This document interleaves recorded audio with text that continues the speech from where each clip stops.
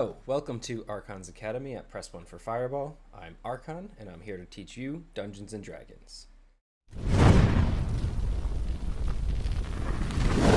Press 1 for Fireball. Let's get started. Today, I'm going to be going over how to make a character, specifically using dndbeyond.com. However, this is how the process is going to be the same if you're doing it through here or on paper, but on paper you would be needing to go to your own sources, your own books, whatever it is. So this is the dndbeyond.com homepage. They have now added a create a character button down here, right in the middle, but you can always get there going to your collections and then my characters. That way, if the homepage changes at any point, you can always get there through the collections. You'll see I have a ton of characters, even more. These are all characters I've either played or have built for something or was just idea brainstorming, whatever it is. But to create a new character, you go up in the top here and click on the Create Character button. Pretty self-explanatory. You're going to have four options here. Standard, which we're going to use, is your standard character builder. Pre-made is browsing a selection of ready-to-play, already made characters. Quick build is you choose your race and your class, and it makes a level 1 character for you. And then random fully randomizes everything. This can be kind of fun, but the characters don't always make sense. Like, the feats don't always work with the character build, so I always take these with a grain of salt. But if you just need a random character, you're about to play a game right now, this is a great one to use. You can also turn on the beginner to show help text, but you don't need that this time because you have me. So go ahead and click on that one. You'll see first there's a couple sources, and as you buy things or as dndbeyond.com adds to this, there will be more sources here, but Homebrew is, depending on the campaign you're in, if you are in one, if it's going to allow homebrew content from your DM or not. I usually leave this one on. Sometimes it's easier for things, especially if you're playing like a one-shot for me, to just turn homebrew stuff off because there's too many options that way. But these are all the different sources you have and things that your DM may or may not allow. There's usually nothing wrong with leaving these on. Sometimes you can turn them off. The only one, the biggest one to leave off is the non-core D&D content. This is testing stuff. This is not fully published stuff. DMs typically will turn this on, but for you guys today, it should look exactly how they have it set for you. The next section is partnered content. These are other optional things that other third parties have published through D&D Beyond. You'll see like Critical Role, Rick and Morty, Minecraft, etc. These are all on there or purchasable. You can turn these on or off. For me, I usually leave them off unless someone specifically asks for these, because again, there's just too many options with these in there and not everything is balanced with the main game.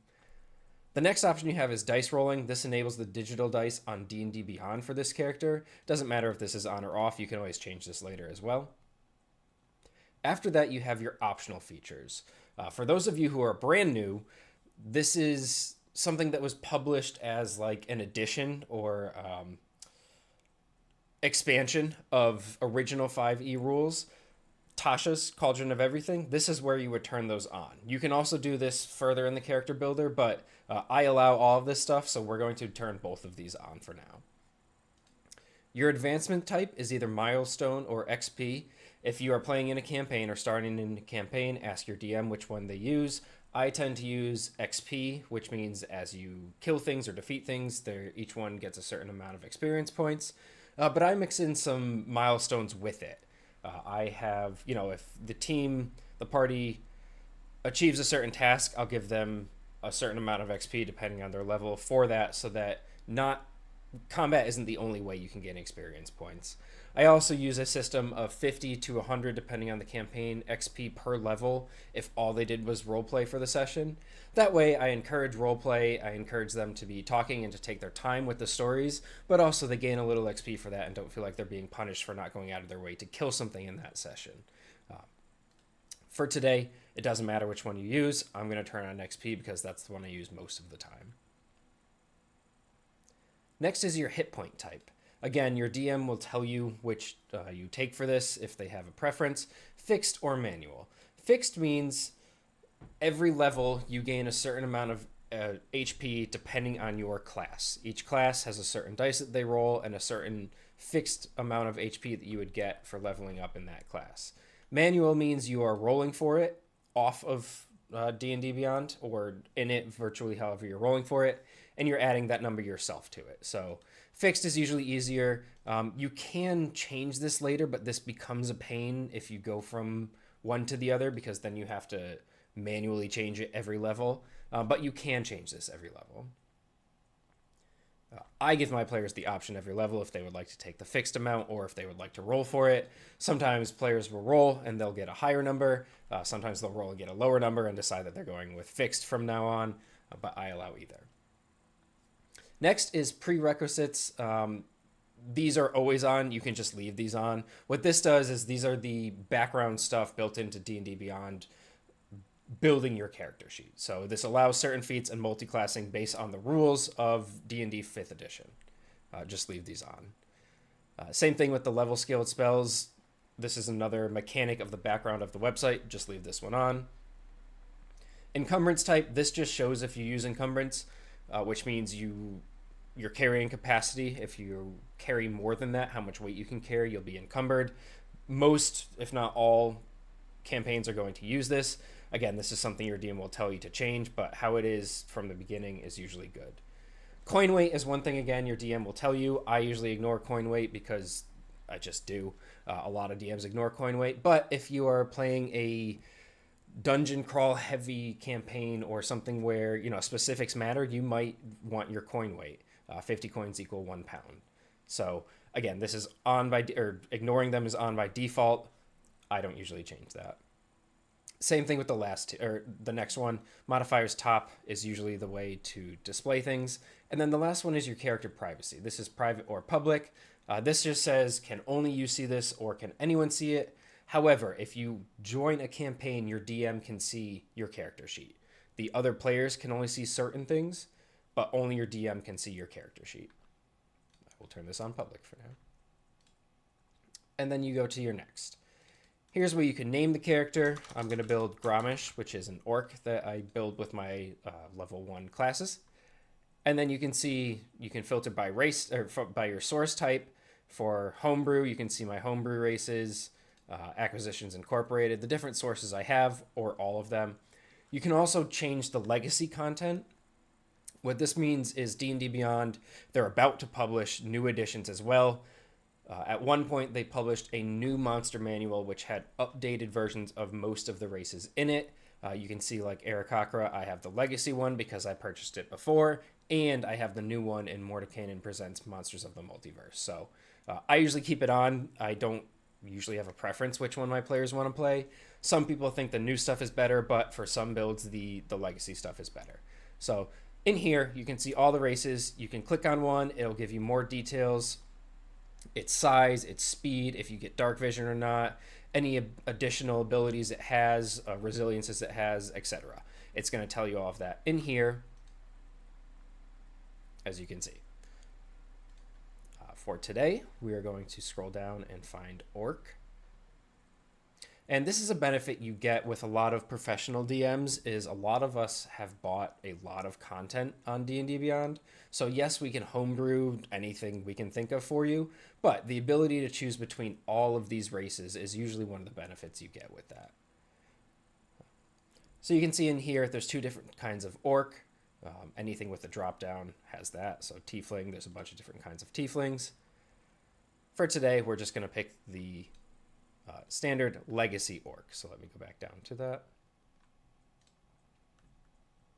And then choose race.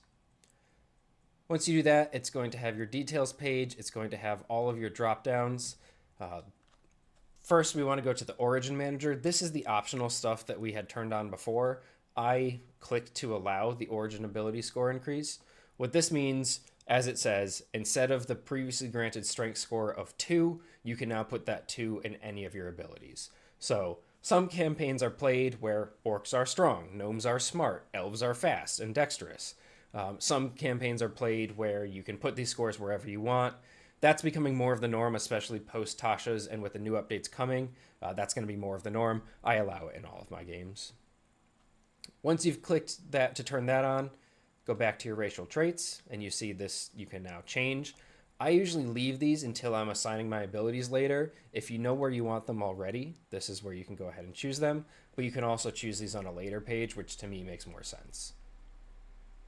You can also see your age, speed, dark vision again here, and then anything else that you would choose would show up like this with the blue exclamation point, and then it would have a drop down for you to pick your choices. So orcs get 2 skills from animal handling, insight, intimidation, medicine, nature, perception, and survival. You get to pick 2 of those that your character has proficiency in. I'm going to go with intimidation, and let's go with insight. And then you click next. Here's where you pick your class. For today, we're going to just build a level 1 character, but in the future, if you come back to multi-class or anything, I will cover that quickly in this video. But for today, we're just going to pick one class and we're going to go forward with it. Each one of these, like the races, you can click on. It will give you the hit die. This is what I was talking about with your fixed or rolled HP. An artificer, fixed, you get the average, which for a D8 is 5. Or you could roll the 1d8. So in the case of an artificer, you could get a 1, 2, 3, or 4 and get lower than your average of 5, but you could also roll a 6, 7, or 8 and get higher HP. So different classes have different dice for that. This is where you would find that. You'll next see your primary ability, which for artificers is intelligence, and then you'll see the saving throws that you get proficiency in. So artificers get constitution and intelligence. This section under hit points explains what I just did about the hit points. Then you see your proficiencies, what you get in terms of armor, shields, weapons, etc. Different classes grant different proficiencies in those. And then any other abilities you get along with this class. So artificers get magical tinkering. They are a spellcasting class. This explains it more, how it works. I also explained that in another one of my videos, which I will put in the comments below. You also get infuse item, artificer infusions, artificer specialist, and the right tool for the job, plus different things at later levels. So for today, I'm just going to pick a fighter, and then this will show you what you get once you select your class. So you can see for fighter, the hit points are different, the proficiencies are different. The fighting style is something you get at level 1. You would go through and you would pick all of these. Proficiencies, again, just like with your race, is things that your character is proficient in based on your class. So you get more than 2 total, usually, depending on the race you pick. But each class comes with 2 as well that you can pick. So for today, I'm just going to pick, we'll go with acrobatics and survival. And then you get to pick in fighter a fighting style. Each one of these, when you click on it, it tells you underneath a better description of it and what it specifically does. So in this case, dueling, when you're wielding a melee weapon in one hand and no other weapons, you gain a +2 bonus to damage rolls with that weapon. What that means is if you have one weapon in one hand and either a shield or nothing or no other weapons, you gain a +2 to your damage with that. And then we'll go next. Now we get onto ability scores. This is the main mechanics of your character. So what you set here defines what your character is good at and what they're bad at, and your modifiers for your rolls. So the math of your character sheet all comes from this page. You see here, this was back in our race when we were selecting the optional ability score increase. It also lets you pick it here. I just like having it on this page because having everything together just makes more sense to me. First, you're going to click on Choose a Generation Method, and there are 3 that you can choose from. Standard Array means you get one of each of these values to put into one of each of these abilities. So you get an 8, 10, 12, 13, 14, and 15, and let's say Strength would be 8, Dex would be 14, etc. You can fill them in, you get one of each. And then you would choose your option or your origin ability score increases from an orc to complement these. So let's go with a wisdom here to make that 14. And then we'll say he's dex based, so I put my +2 in the dexterity. Again, this tells you what it is. Choose an ability score to increase by 1. Choose an ability score to increase by 2. The next option is point by. I explain this a little better in another video as well, but basically you get 27 points and each value costs a certain amount of points, starting with no cost at 8. So you can put an 8 in anything. To put a 9, it would take 1 of your 27 points. To put a 15, it takes 9 of your 27 points. So you can build like this, 3 15s, and then you have to have 3 8s. You can also be more strategic with it. You can put some 12s in, you can put a 14 in somewhere, you can put a couple 14s in, and then make it work for you. And then you can use these to change around these numbers. I explained in another video, odd numbers are the only thing that, or odd numbers do nothing for you on these. It's the even numbers that represent a change in your modifier. So trying to make these even is usually a good start. But if you're playing a character who is going to go through multiple levels in the campaign, you will have odd ability score values, and that's okay. That's just something to think about at later levels when you get an ability score increase. Now, I wanted to touch on multi-classing really quickly because one thing we selected during the home menu was to allow the mechanics of the website to work for you, which we're going to do. If you are going to multi-class, let's say right at level 2 you're multi-classing just for the sake of today, set these first and then go back to your class page, go down to the bottom to add another class, and then you see it's already going to cross out classes that you don't meet the minimum requirements for based on your ability scores. So with this current build, Grommash could not multi-class into Barbarian or Paladin. His strength would need to be 13.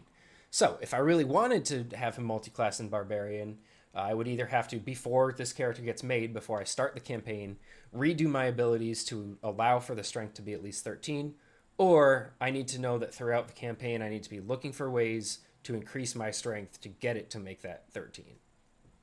Either way, the way he currently is, he could not multi-class into Barbarian or Paladin, and these update depending on which it is, depending on the main score of the class. So just something I wanted to show you guys quickly. We'll go back through the abilities. I'm just going to leave these for now, but I want to cover the last one, which is manual and rolled. You have to have digital dice to do this through D&D Beyond. I have my players do this through Roll20 because there's a chat log we can all see. There is one in D&D Beyond, but we don't use that one as much. Or you could roll these physically in person, as long as your DM is okay with it. Usually the DM needs to be witness to it, not because people lie about it, but just for the sake of everyone, fair chance with everyone. But what you do for this is you roll 4d6, and then you subtract the lowest amount from that. And then you do that 6 times, so you're going to get 6 numbers, and then you put them anywhere you want. So I will show you that using the digital dice. First, this rolls the 4d6, it drops the 1, and then I can pick where I want to put that. I'm going to roll them all first to see how I do. So that was a 12. Again, keeps the 3 highest. Keeps the 3 highest. This is a really strong build so far. 2 16s is great. And a 14, this is a strong character. The benefits of rolling is, like you can see, you can get higher, but the downside is you can get lower. It is possible to have a score as low as a 3. It would be hard to do. You'd have to roll 4 1s, but to get an 18, you only have to roll 3 6s, and then the 4th die can be anything it wants. It doesn't have to be a 6. So generally, rolling is more fun. It is definitely more high risk, high reward. You can get a strong character like this. The Grommash is definitely stronger than average, but on the same side, I could have had 10s and everything, and I could have had a very weak character. But once you roll these, you can pick where you want it to be. So I want that to go to Dex. We'll have this go to Intelligence. We'll make him pretty wise. And then you apply, and it adds those there. So once it does that, you can again change these however you want it to fit that. It will show you the total score underneath. And then down here shows all of your modifiers. If you have other modifiers for any reason, you can change it in here. So if you got a +1 or 2 from something else, a homebrew thing, a custom item, whatever it is, you would change it in here. But for now, we're just going to start with what we have set. We will keep the rolled numbers since those are in. Next, you're going to go to the description of your character. This is where you can pick backgrounds that are unlocked, purchased by your DM, or created through Homebrew. You can also do a custom background, which is a new feature in Tasha's. But each one of these, it will go with athlete, has a description of what it is, and then they come with skill proficiencies themselves. So athlete comes with athletics and one more that we already have covered, so it lets you pick the other one. Let's see if we can find one that we have a lot covered already. We'll just go with Hermit for now. Okay, so Hermit comes with proficiency in medicine and religion. It also comes with tool proficiency in the herbalism kit. We get a language from this. We'll pick Celestial. And then it comes with some background features and suggested characteristics. So if you weren't sure how you wanted your character to be, some personality to them, you can come down here and you can either roll for these or you can just add them. So I am utterly serene even in the face of disaster. If I wanted Grommash to be like that, I would just click add and then it would add it to his personality traits. You can also fill in your character details here, such as the alignment you're starting with, if you have a faith to any deity or religion, if you're going to pick a lifestyle, how you start out, so whether you're wretched all the way up through aristocratic. Physical characteristics you can fill in here, personality, and any notes. If you're playing a campaign with a DM, the more you can put in here, the better for them and for yourself to reference later, but you don't have to put any of this stuff in unless your DM requires it.